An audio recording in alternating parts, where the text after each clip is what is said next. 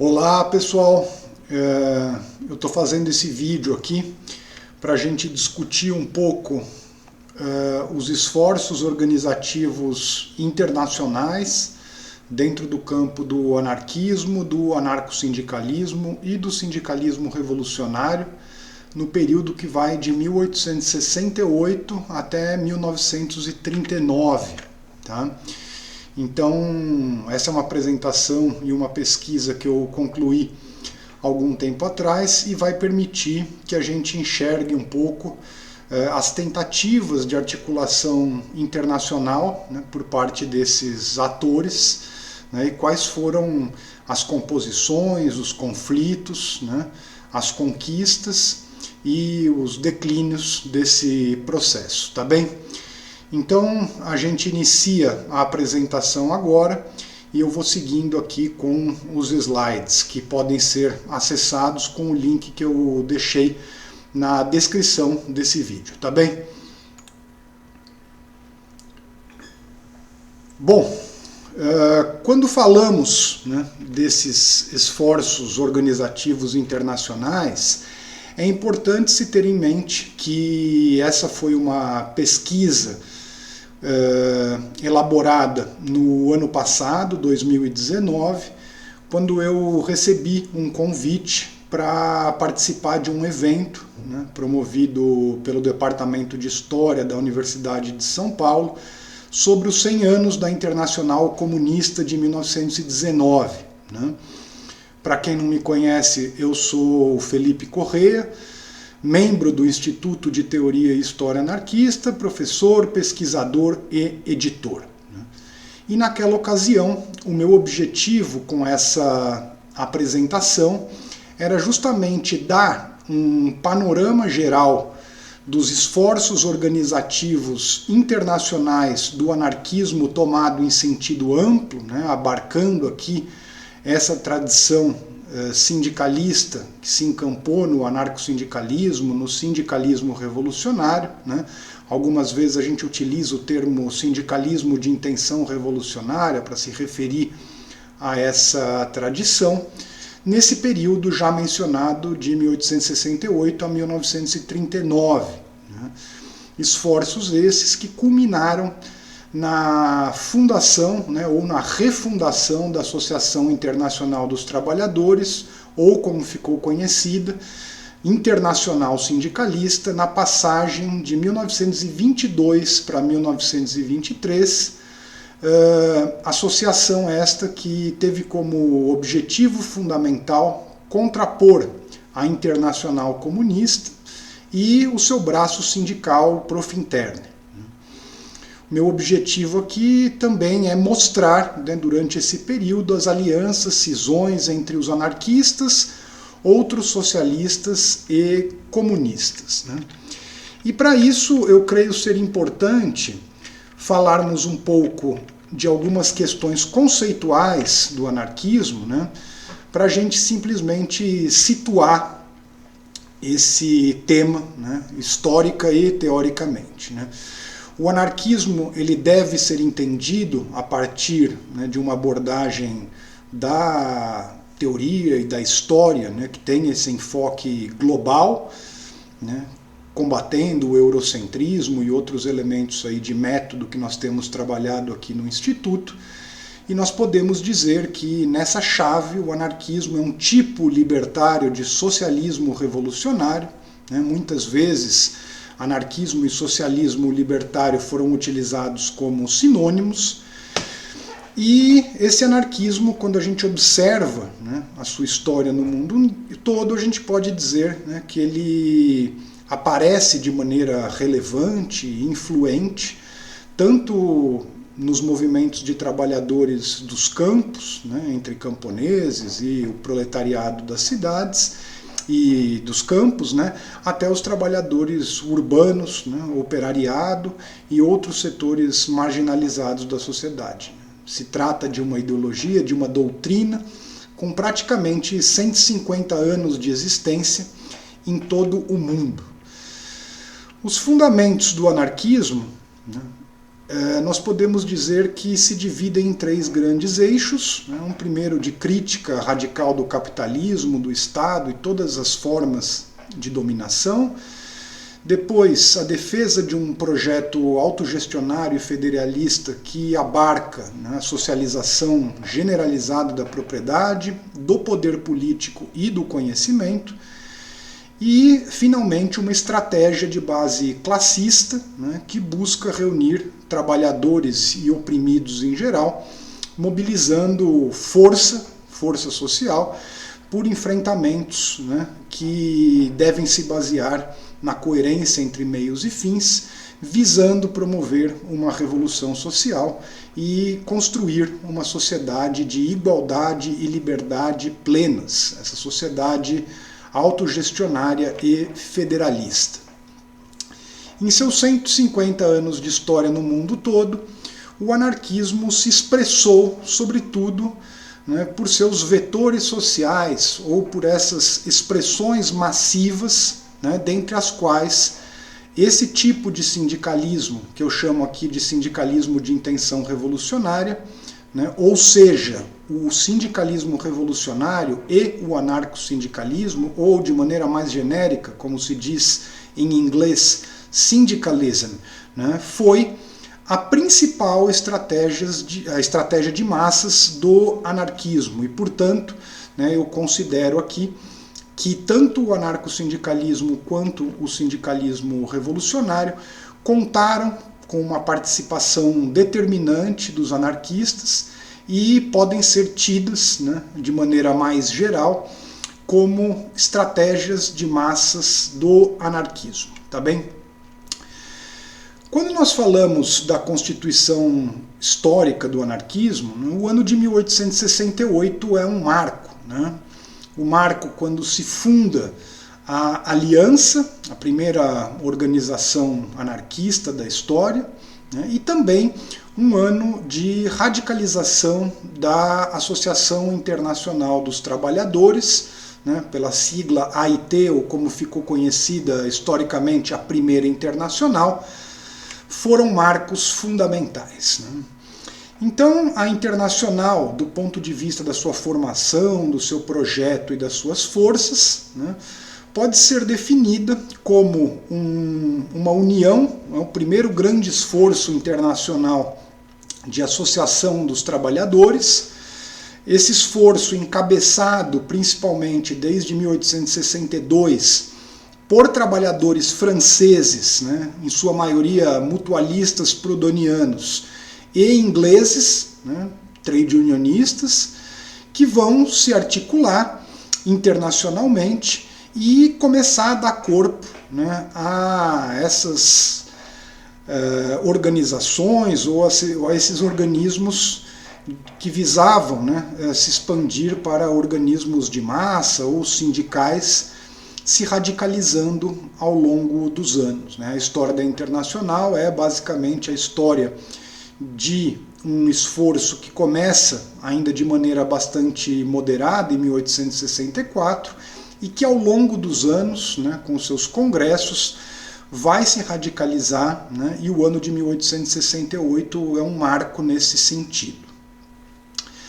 Desde o início da Associação Internacional dos Trabalhadores, nós podemos identificar um conflito entre dois setores, né? O primeiro, que a gente poderia chamar de federalista, que foi sempre a maioria do ponto de vista das bases, dos associados, né, na Internacional, e um segundo setor de centralistas, né, que sempre foram a minoria, apesar de terem uma expressão relevante, né, no Conselho Geral, que era um órgão executivo dessa associação, né. Esse campo federalista, entretanto, ele tem também uma correlação de forças ali dentro, de maneira que, da fundação da Internacional até o ano de 1867, esses federalistas eram principalmente mutualistas, né, influenciados principalmente por Pierre-Joseph Proudhon, e na passagem de 1867 para 1868, esse campo federalista sofre uma modificação e ele passa a ser hegemonizado por um setor chamado coletivista. Então a gente pode entender que esse bloco federalista, ele era, até 67, principalmente mutualista, ele se radicaliza, se modifica, incorpora outras forças e se torna coletivista a partir de então. E é esse campo federalista que vai enfrentar a disputa política com o campo centralista. O anarquismo e o sindicalismo revolucionário, no meu entender, eles se conformam a partir do ano de 1868 como parte desse campo federalista e coletivista, de modo que nós podemos entender que é nesse campo, dentro da chamada Primeira Internacional, que surge tanto o anarquismo quanto o sindicalismo revolucionário. E aqui é importante ter em mente que não se trata de um apego aos nomes que as pessoas se identificavam ou utilizavam para suas próprias tradições, porque nessa época, muitos anarquistas, como James Guillaume, por exemplo, recusavam esse termo, e esse sindicalismo que vai se desenvolvendo também não se chamou à época de sindicalismo revolucionário. De qualquer forma, por essa análise global, nós podemos entender que era disso que se tratava naquele momento. O que vai acontecer na Internacional é que aos poucos os trabalhadores vão se radicalizando, como eu mencionei, vão se engajando nas mobilizações, e essas mobilizações têm um papel fundamental nessa radicalização, ou seja, não se trata de uma radicalização puramente discursiva ou no campo das ideias, mas uma radicalização que se dá junto com inúmeros processos de luta, de greves que aconteciam naquele contexto. Esse contexto, ao radicalizar os trabalhadores, subsidia uma crítica cada vez mais contundente ao capitalismo e a defesa do socialismo, que vai sendo incorporada de maneira cada vez mais relevante nos trabalhadores todos daquela associação. Qual era esse conflito entre federalistas e centralistas? Era, em suma, um conflito estratégico. Nós podemos dizer que, de um lado, a proposta da articulação da classe trabalhadora numa organização de base classista e revolucionária de massas, e de destruição do Estado como um passo imprescindível para o estabelecimento do socialismo, proposta essa defendida por anarquistas e sindicalistas revolucionários, e por um outro lado, um setor centralista que defende a tese vinculada já ao próprio Manifesto Comunista da transformação da classe em partido da classe e a conquista do poder político. Portanto, são duas estratégias distintas. Em primeiro lugar, como organizar a classe trabalhadora. O primeiro setor, anarquista e sindicalista revolucionário, vai defender a ideia de que essa organização deve ser uma organização de classe. A segunda corrente, de marxistas, blanquistas e outros, sustentarão essa ideia da organização da classe em partido. E, em segundo lugar, há uma diferença fundamental, que é essa postura em relação ao Estado. Por mais que se diga que, com a Comuna de Paris, esse ponto de vista foi modificado, do meu ponto de vista, com uma série de fundamentos aí para isso, tem um debate que eu faço a respeito dessa ideia de um Marx supostamente libertário. Eu vou tentar mostrar aqui a conduta do Marx e desse setor marxista dentro da Internacional, mesmo após a Comuna de Paris, foi uma postura de buscar a conquista do Estado como um caminho para o socialismo, diferente do que preconizavam os anarquistas e os sindicalistas revolucionários, que entendiam que, juntamente com a socialização da propriedade privada, deveria haver também uma socialização do poder político, e era isso que se entendia como a destruição do Estado. O que acontece na Internacional, né, como dizem os livros, é que em geral a gente vai ter uma ruptura, né, em 1872, acontece um congresso, né, o famoso Congresso de Haia, que basicamente, né, como a história muitas vezes conta, foi um congresso que expulsou duas figuras importantíssimas desse setor anarquista e sindicalista revolucionário, né, o Mikhail Bakunin e também o James Guillaume, e que a partir de então, né, esse setor do Conselho Geral teria ganho uma hegemonia ali dentro, né. Mas, né, como a gente pode identificar estudando a fundo a Internacional, o que aconteceu em 1872 foi basicamente um movimento, um processo em que o Conselho Geral, com essas duas expulsões, né, e uma estratégia que vinha sendo desenvolvida por ele, né, de impulsionar esse seu programa estratégico sem o apoio das bases, é que com a expulsão dessas duas figuras, o que vai acontecer, no português claro, é que o Conselho Geral simplesmente expulsa a base toda da Internacional, dessa organização. O que acontece aí é que o Conselho Geral, né, que sobra com o título, né, o nome da organização e quase nada mais, praticamente deixa de existir, declara, né, o seu fim em 1876, ainda que já desde 72 não existisse mais, e todo esse setor anarquista e sindicalista revolucionário, com outros setores, né, partes aí desse setor coletivista e mesmo de outros setores ali que dialogavam com os centralistas durante um período importante, eles vão fundar aquela que foi chamada de Internacional Anti-Autoritária, que para mim é a organização que de fato dá continuidade à Associação Internacional dos Trabalhadores, e essa continuidade vai existir até o ano de 1877. Né? Coloquei aqui três figuras importantíssimas desse processo, né? Duas delas já mencionadas, Bakunin, abaixo James Guillaume, e por último Ademar Schwitzgebel, né? Ele estava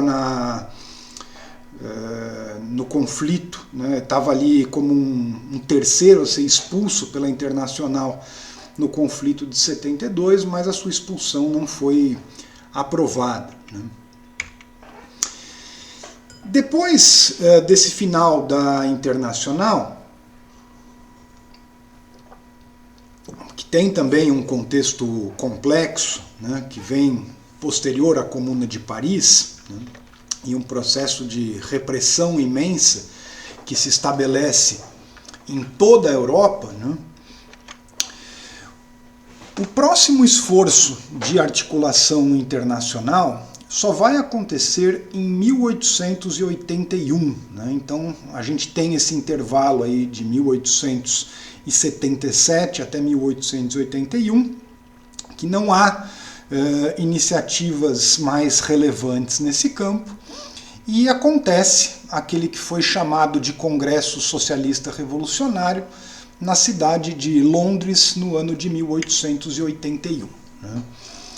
A tentativa ali era reconstruir a antiga Internacional nesse contexto mencionado de grande repressão derivado da Comuna de Paris, e esse congresso ele marca a formação dessa que ficou conhecida como Internacional Negra, né, em inglês Black International, praticamente sem desdobramentos significativos. Ou seja, foi um congresso que buscou, né, chegou a falar na criação de uma internacional, mas uma internacional que nunca conseguiu ter uma continuidade expressiva. Né.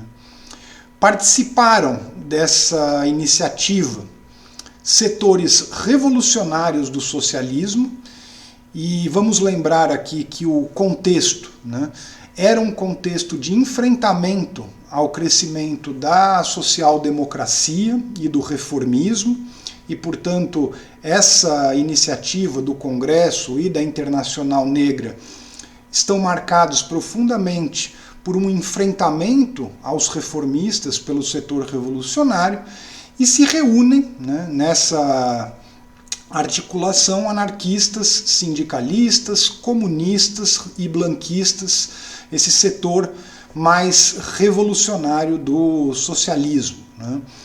Algumas organizações mais amplas, mas uma quantidade muito significativa de pequenos grupos, de modo que a gente pode dizer que esse congresso de 1881 e a própria tentativa de se fundar essa Internacional Negra são mais iniciativas de grupos do que de organizações de fato massivas.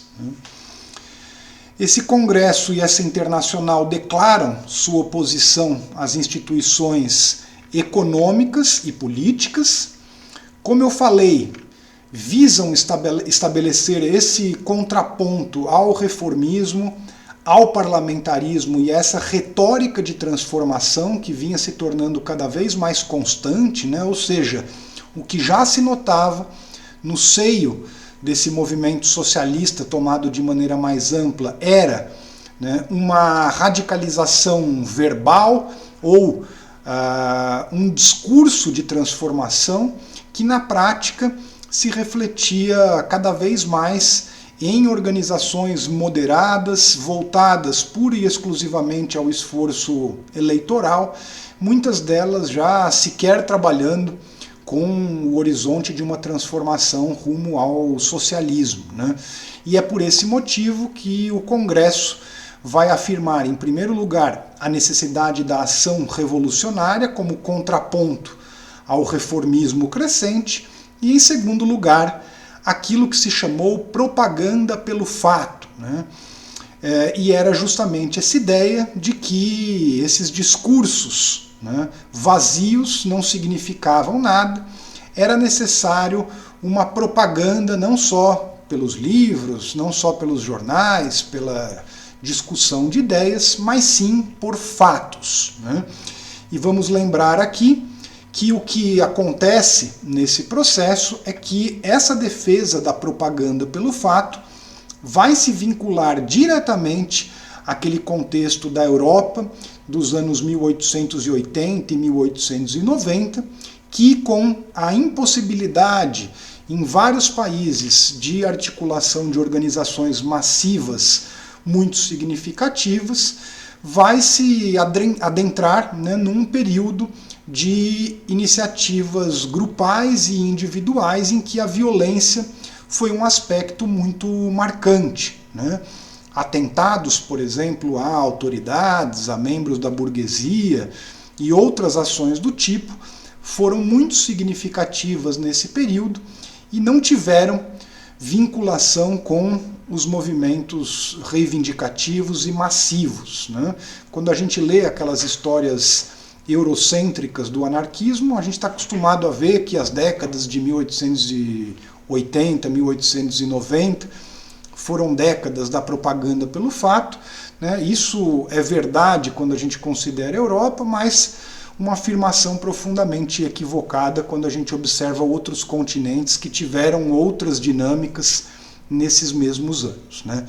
Mas não há dúvida, portanto, que esse congresso e a Internacional acabam marcando, né, esse ápice do insurrecionalismo europeu, e figuras importantíssimas, né, fizeram parte dessa iniciativa, como Piotr Kropotkin, Louis Michel e Enrico Malatesta, né, figuras centrais no campo do anarquismo e que participaram desses esforços que não tiveram grandes frutos.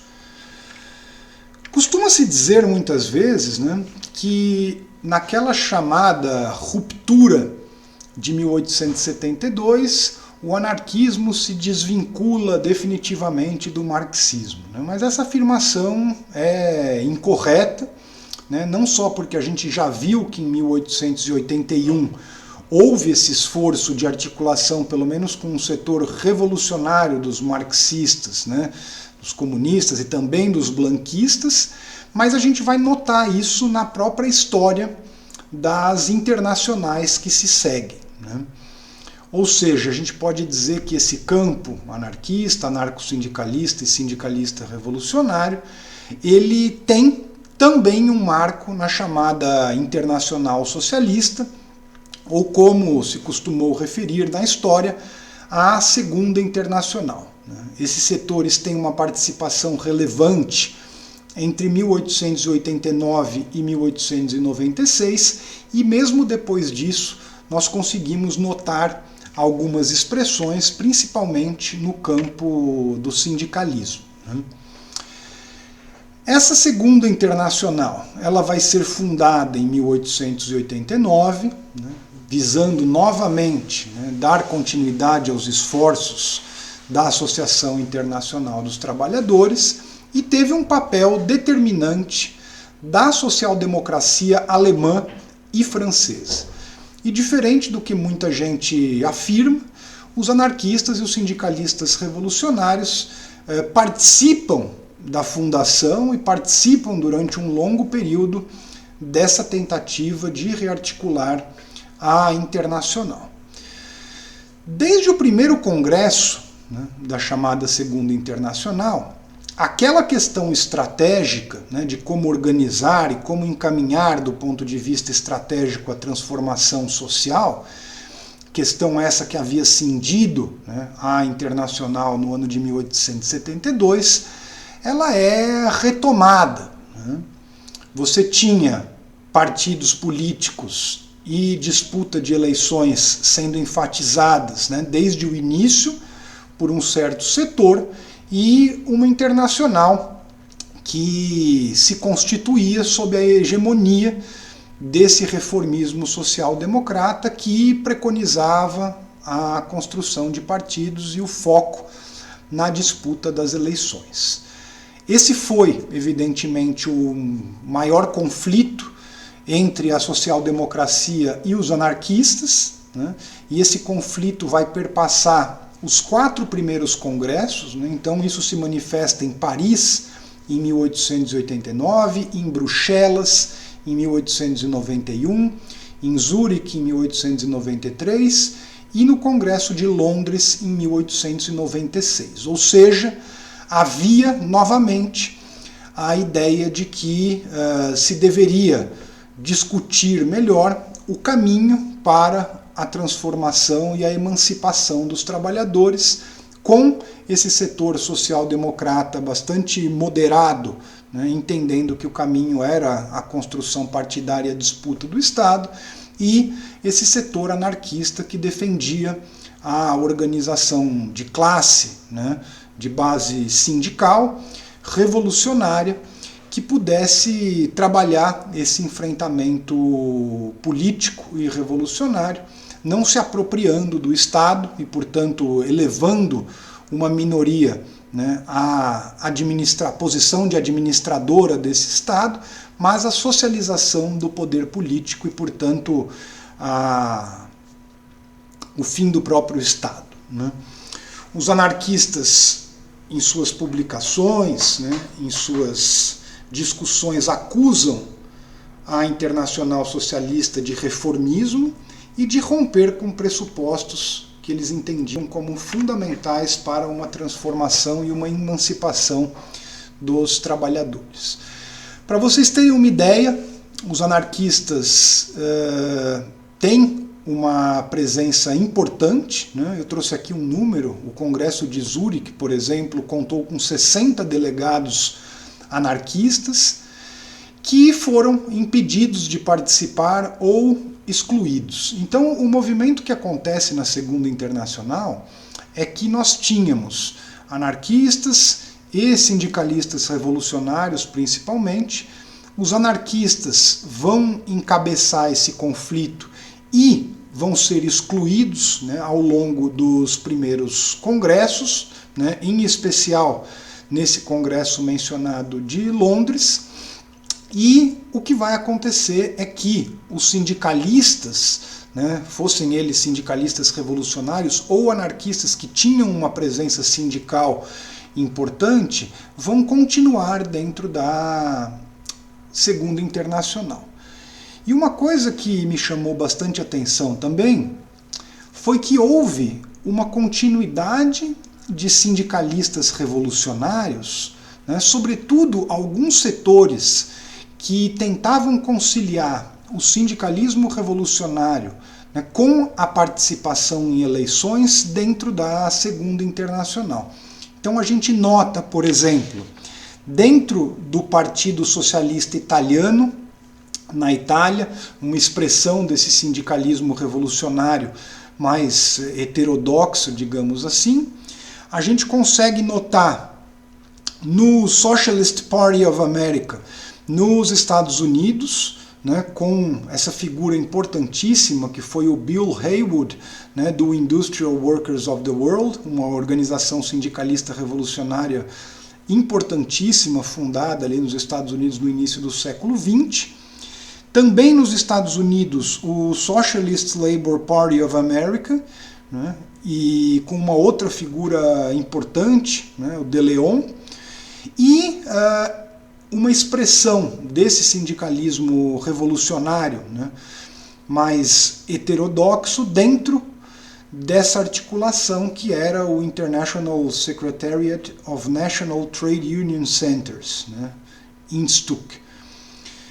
O que vai acontecer, como a gente sabe, é que a Primeira Guerra Mundial vai trazer uma crise importantíssima, de enormes proporções, para o mundo socialista em geral, mas para a Segunda Internacional em particular. Crise essa que se abate também nos meios anarquistas, né? O que a gente sabe é que grande parte da Segunda Internacional adere aos esforços de guerra, tomando um lado no conflito. Isso acontece também no anarquismo, mas num setor minoritário, porém de figuras muito importantes, né? O Kropotkin foi um desses, e de maneira que a maioria dos anarquistas e dos sindicalistas revolucionários se opõem à guerra, mas, né, esse pequeno grupo de figuras muito influentes, tendo apoiado, né, um lado nos esforços de guerra, acabam também colocando em xeque essa perspectiva internacionalista, e tudo isso traz uma crise não só à Segunda Internacional, mas também ao anarquismo. Trouxe aqui 3 figuras importantes na participação anarquista na Segunda Internacional: Gustave Landauer, Élisée Reclus e Fernand Pelloutier. Falemos um pouco agora sobre o Congresso Anarquista de Amsterdã.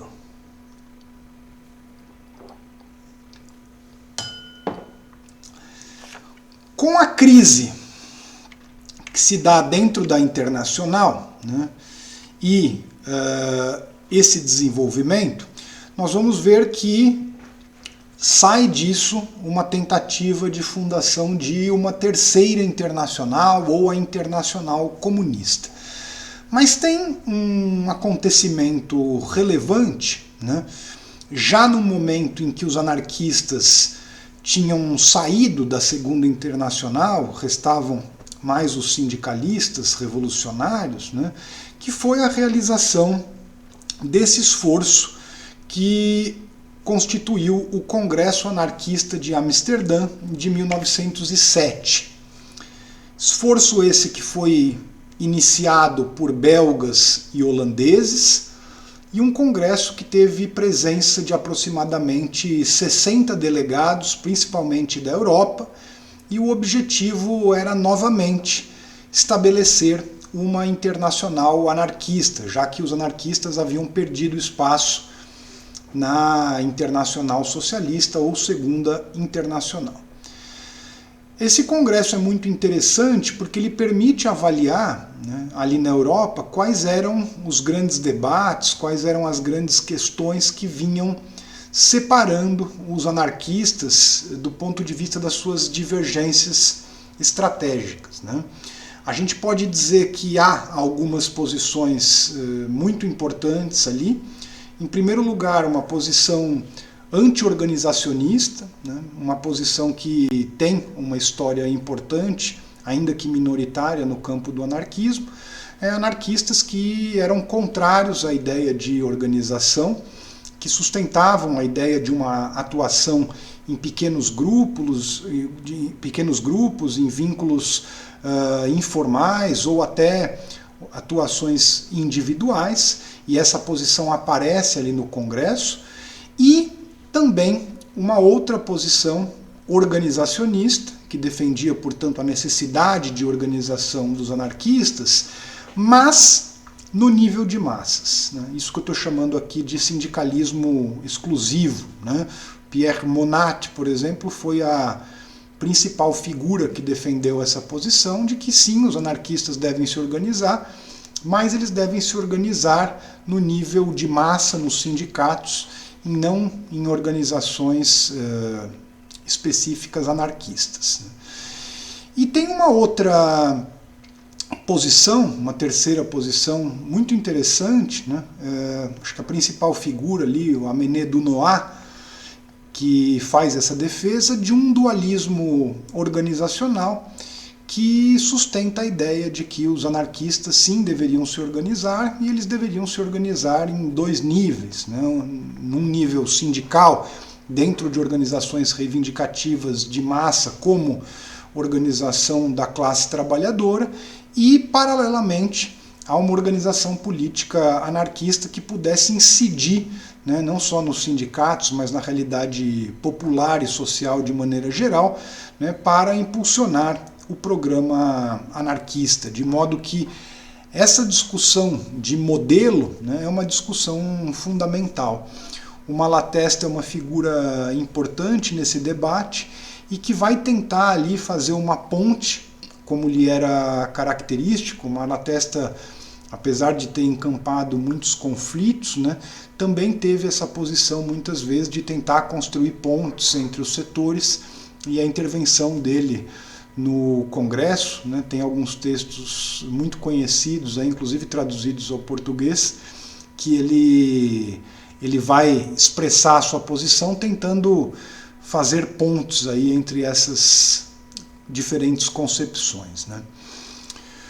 Acontece que nesse congresso se cria, né, um bureau internacional, um escritório, né, internacional, que teria como objetivo estabelecer relações entre esses delegados e outros anarquistas na Europa e mesmo no mundo, e também construir um arquivo. Três figuras importantes, né, se somam a esse esforço no Bureau Internacional: o já mencionado Enrico Malatesta, Rudolf Rocker e o Alexandre Shapiro. Se estabelece a data de 1909 para um novo congresso, que termina não acontecendo, e essa tentativa de construção da Internacional também apresenta certos limites e vai acabar sendo abandonada. Aqui, algumas figuras relevantes no Congresso de 1907. Emma Goldman, né, uma figura central não só no anarquismo, mas que teve uma participação importante em Amsterdã. Luigi Fabbri, um italiano, em alguma medida discípulo de Malatesta, mas também com contribuições importantíssimas. O já mencionado Amené Dunois, tem um texto dele inclusive chamado Anarquismo e Organização, se não estou enganado. É um texto que eu traduzi, que é justamente a intervenção dele ali no Congresso de Amsterdã, do meu ponto de vista, a posição mais interessante de todas aquelas ali que se colocam. E, finalmente, o Pierre Monat, também já mencionado, com a sua defesa da articulação sindical. Seguindo essa história, né, paralela ao esforço da Internacional, existe um outro marco, né, nesses esforços organizativos, que é o Congresso Sindicalista de Londres, né. Vamos pensar aqui que aquela narrativa que eu fiz da Segunda Internacional, né, vai até a Primeira Guerra Mundial e, portanto, o Congresso de 1907 acontece paralelamente, né?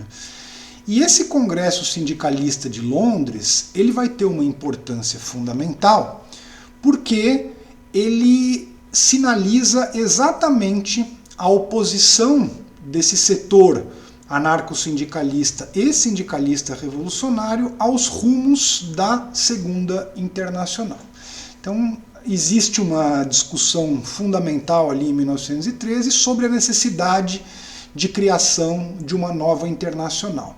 Vejam que o debate aqui era se era possível atuar dentro de organizações mais amplas, como o Instuc, por exemplo, né, vinculado aí à Segunda Internacional, para influenciar e tentar disputar de dentro essa associação, ou se a Segunda Internacional havia esgotado todas as possibilidades e, portanto, era necessária a criação de uma organização sindicalista revolucionária e anarco-sindicalista. Esse encontro foi uma proposta de ingleses e holandeses e eles já criaram, né, esse encontro para colocar essa discussão, né, juntamente com o encontro e a necessidade que eles apontavam para discutir com os outros companheiros de criar uma internacional outra, diferente da Segunda Internacional, que vinha enveredando cada vez mais para esse caminho da moderação, do eleitoralismo puro e simples, né, dessa subordinação à social-democracia e etc.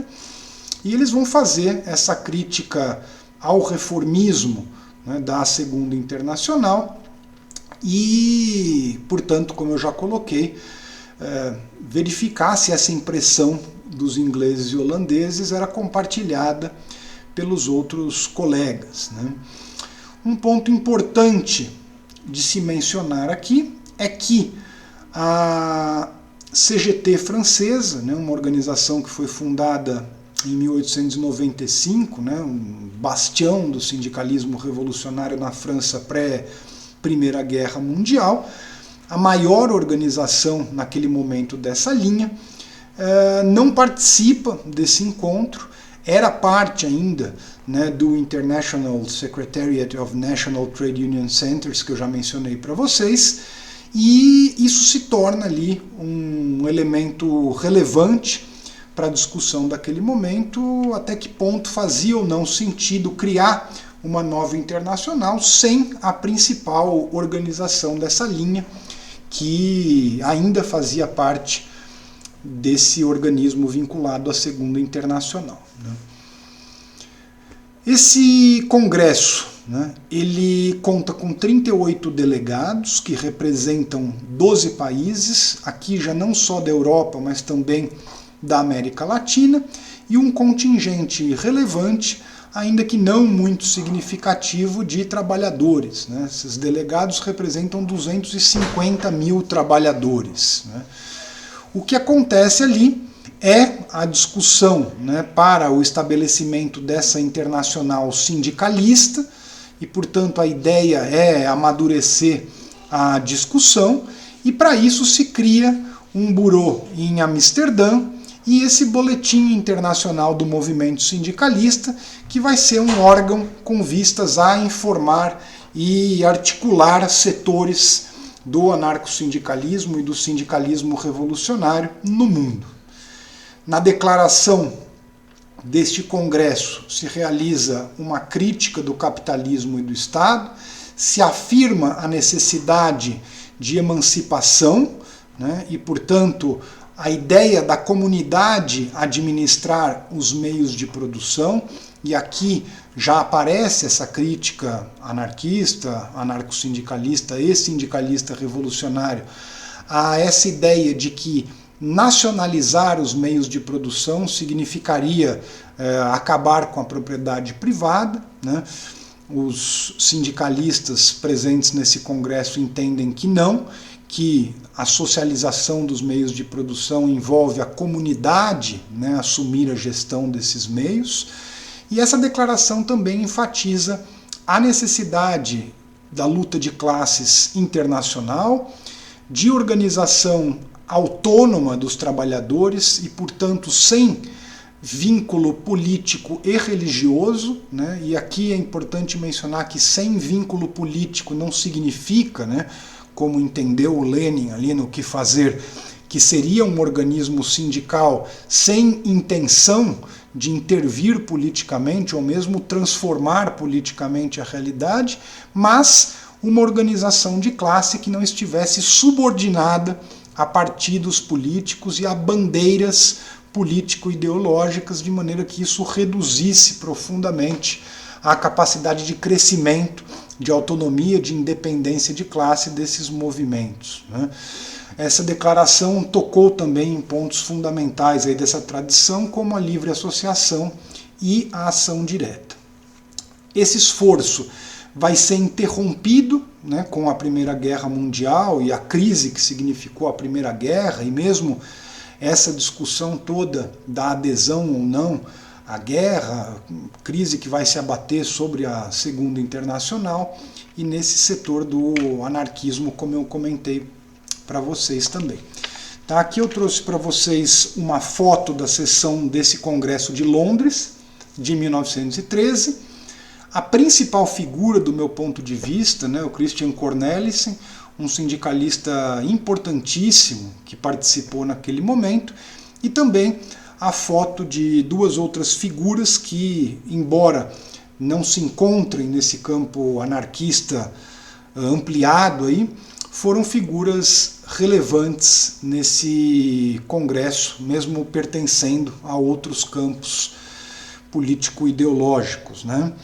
Tom Mann e o Fritz Carter, duas figuras que participaram e tiveram uma intervenção relevante nesse momento.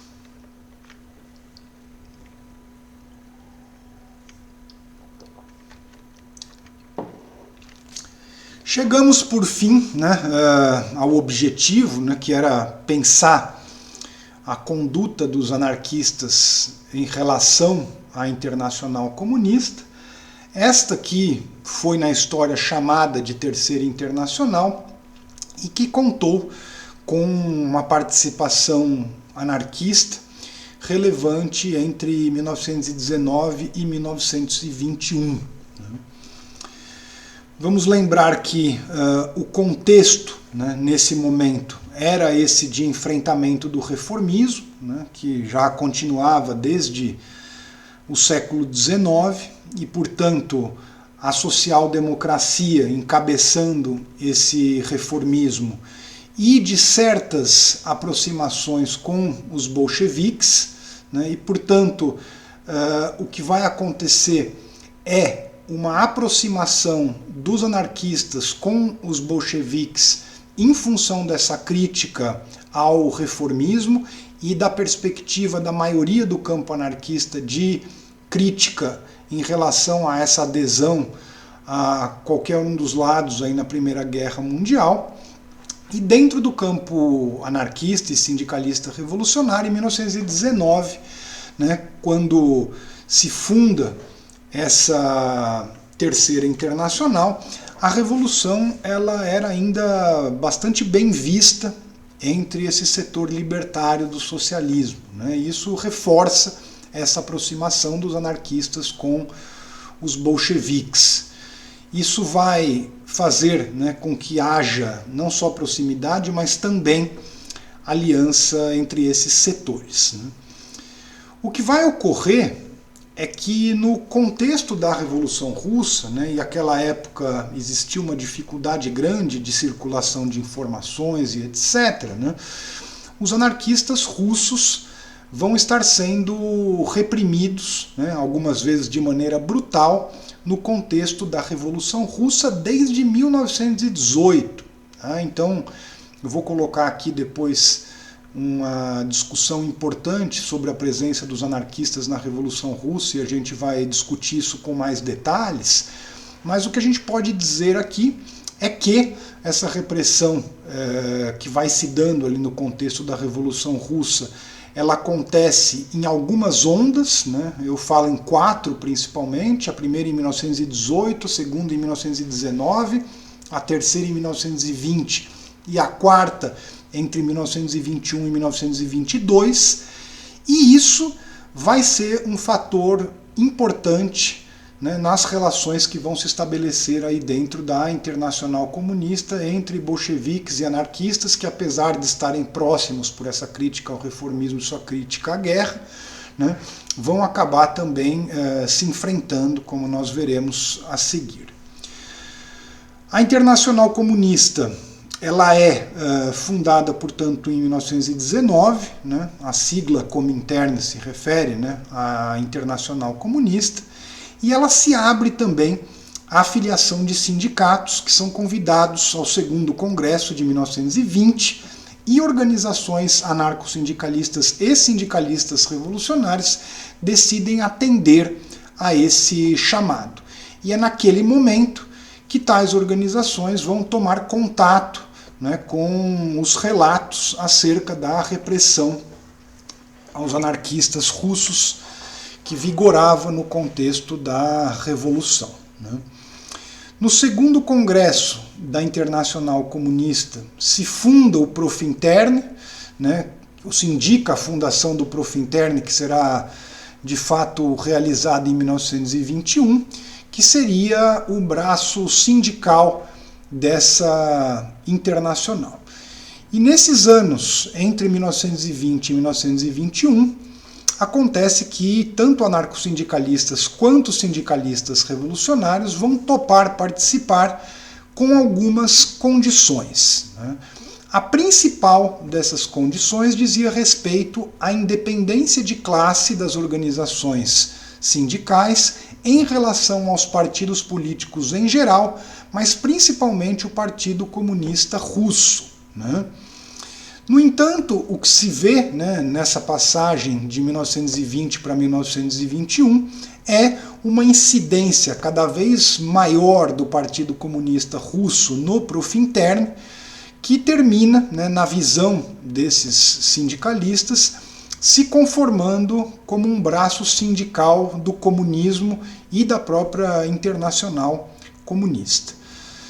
Esse processo vai gerar cisões, né, que acontecem ali em 2 ondas, principalmente. Numa primeira onda, saem organizações anarcossindicalistas e sindicalistas revolucionárias da Alemanha, da Suécia, da Holanda e da Noruega, e depois, numa segunda onda, organizações que vão cindir, né, da Espanha, da Itália e da França, e essas organizações que cindem, né, que saem do Profintern acusando de ser um braço, né, do Partido Comunista Russo sem qualquer autonomia, decidem criar uma nova organização à parte, que vai ser exatamente a chamada Internacional Sindicalista, ou seu nome oficial, né, que é o mesmo da primeira Internacional, Associação Internacional dos Trabalhadores, e que vai vigorar a partir da passagem de 1922 para 1923,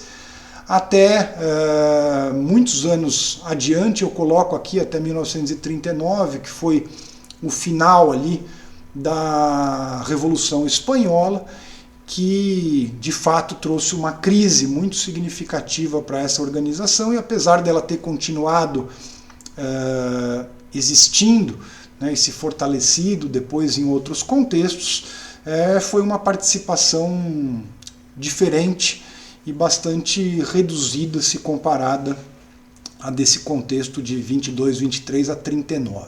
Né. Esse congresso, como mencionei, ocorre na passagem desses 2 anos em Berlim e funda essa internacional sindicalista que se reivindica a legítima continuadora da chamada Primeira Internacional, que vigorou de 1864 a 1877. Essa nova organização representa um contingente significativo de trabalhadores, 1,5 milhão, de 13 países na Europa e na América Latina, e tem entre as suas principais organizações membro, né, a Fora Argentina, a CNT espanhola, a USE italiana, a CGT portuguesa e a FAUD alemã. Todas organizações de massa, anarco-sindicalistas ou sindicalistas revolucionários, e essa internacional vai crescer, chegando no seu apogeu a representar 3 milhões de trabalhadores em distintas localidades do mundo, né? Para vocês terem uma ideia, no ano de 1923 havia 3 grandes internacionais no mundo: aquela chamada de Internacional de Amsterdã, que reunia a social-democracia, a Internacional de Moscou, né, Internacional Comunista, reunia principalmente os comunistas, e a chamada Internacional de Berlim, né, ou Internacional Sindicalista, essa menor, né, que as outras duas, mas ainda assim bastante significativa do ponto de vista da sua representação e também das ações que levou a cabo nesses anos em questão. O seu escritório de representação esteve em Berlim, em Madrid e Barcelona no contexto da Revolução, e depois passou a Estocolmo a partir de 1938, e essa internacional realizou uma série de congressos que estão listados aqui, com um destaque importante nesse período para a fundação da Associação Continental Americana de los Trabajadores, ou ACAT, que era exatamente o ramo dessa internacional na América Latina. Essa internacional tem uma crise nos anos 30, né? Eu falei já do problema da guerra civil que acontece na Espanha, no contexto revolucionário. Isso vai ter um papel importante, assim como a ascensão do fascismo, e é isso que vai explicar essa crise a partir de 1939, que se abate sobre essa internacional. Para finalizar o nosso vídeo, eu vou falar um pouco sobre os princípios da Internacional Sindicalista, essa internacional fundada entre 22 e 23, que eu creio que são princípios muito interessantes para se entender essa proposta anarco-sindicalista e sindicalista revolucionário, né, para a articulação dos trabalhadores e para a transformação revolucionária da sociedade. Essa carta de princípios discute, em primeiro lugar, e aponta como um primeiro princípio a necessidade de uma associação de base econômica, classista e revolucionária de trabalhadores para o combate concomitante ao capitalismo e ao Estado, tendo por objetivo finalista o comunismo livre. O que significa isso, gente? Um economicismo organizativo? Não. Quando eles falam de organização ou de associação econômica, isso está vinculado a essa ideia de que o critério para participar dessa organização não deve ser um critério de filiação política e ideológica. Por exemplo, você não precisa ser anarquista ou marxista ou qualquer outro tipo de, ou social-democrata, né? Mas você pode se associar simplesmente por sua condição de trabalhador, né? E dentro dessa associação você promove, né, uma visão de luta de classes em favor dos trabalhadores, tanto contra o capitalismo quanto contra o Estado, e portanto aqui tem um aspecto muito importante, né? Da mesma forma que para a maioria dos socialistas você falar em buscar posições dentro do capitalismo para acabar com o capitalismo parece um contrassenso, para esses setores buscar posições dentro do Estado para promover um certo fim do Estado também é uma grande incoerência. O Estado é visto por esse setor como um instrumento político de minoria, né, que tem na coerção física e também na dominação burocrática os seus traços mais fundamentais, né? Não há como se promover a socialização da propriedade privada sem a socialização do poder político, né? Em segundo lugar, a ideia de uma sociedade autogestionária e federalista, né? O que significa isso? O fim aí da propriedade privada, o fim da dominação da coerção física, o fim da dominação burocrática, o fim da alienação, né? E a promoção de propriedade coletiva, a promoção de uma nova forma política, né, socializada, que permita aos trabalhadores tomar as suas decisões e se articular, né, entre si de maneira diferente do que existe no Estado, né, a construção de uma nova ética, de uma nova racionalidade, né, de um novo pensamento, né, que subsidie e legitime esse tipo de sociedade, e uma oposição, né, também muito clara ao Estado, como já mencionei, aos partidos políticos e à ditadura. Então, essa organização se caracteriza também como uma organização que se recusa à disputa eleitoral pura e simples e às formas autoritárias, né, não só dentro do próprio campo socialista, da esquerda, né, mas também as expressões à direita, né, como o fascismo e etc. Né. Um terceiro princípio sustenta a defesa de lutas reivindicativas e sua conciliação com o mencionado objetivo revolucionário, autogestionário e federalista, e aqui tem um aspecto importante.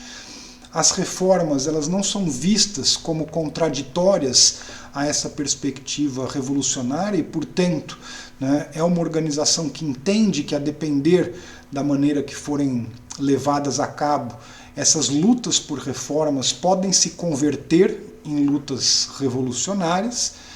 E esse quarto princípio da necessidade de autonomia, independência e federalismo dos trabalhadores, ou aquilo, né, que vai se chamar historicamente de organização de baixo para cima. Isso significa aplicar os princípios da autogestão e do federalismo às próprias lutas. Essas lutas deveriam ser encabeçadas pelas próprias bases, não deveriam estar subordinadas a interesses político-partidários, patronais, né, e deveriam se organizar, como a gente chama hoje em dia, pela base. Né? Em quinto lugar, o antiparlamentarismo e a posição contrária ao colaboracionismo com governos e parlamentos, e aqui tem essa oposição muito clara à social-democracia, né? Essa ideia de que você vai usar o movimento de massa simplesmente como um capital político para a disputa de eleições, e para esses setores, né, governantes em geral são inimigos de classe. Né? Em sexto lugar, o princípio do internacionalismo, a rejeição das fronteiras e do nacionalismo, e aqui se marca de maneira muito clara, né, uma posição contrária à guerra, contrária aos nacionalismos de vários tipos, e essa defesa de que o socialismo não pode nem deve ser levado a cabo em um só país, e não faz sentido pensá-lo senão numa articulação internacional. O sétimo princípio, o antimilitarismo, o combate às guerras dos estados, né, isso tem a ver com o contexto da época também, e se visava aqui colocar um certo limite a essas posições minoritárias que apareceram dentro do campo, né, e que terminaram traindo certos princípios em função da Primeira Guerra Mundial. Em oitavo lugar, a defesa da ação direta, da greve, do boicote, da sabotagem e da greve geral como mecanismos fundamentais de ação.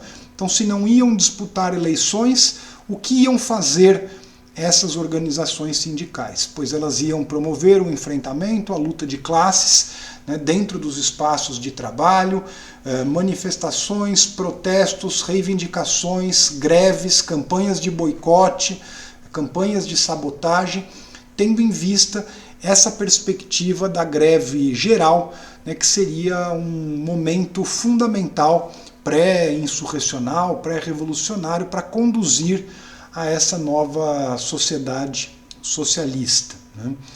Em nono lugar, a preocupação com a violência revolucionária e a defesa da própria revolução, ou seja, já existia aqui uma autocrítica significativa em relação, principalmente à Revolução Russa, né, de que não bastava fazer a revolução, era necessário garantir a continuidade e o aprofundamento do processo revolucionário, né, tanto em relação às forças contra-revolucionárias quanto a esse setor autoritário do socialismo que visava suprimir, né, a liberdade e, no limite, até a igualdade dentro dos próprios processos revolucionários. Nesse sentido, existe aqui a ideia de se pensar como garantir as conquistas revolucionárias e a violência colocada como um aspecto central a ser pensado e encaminhado nessa direção.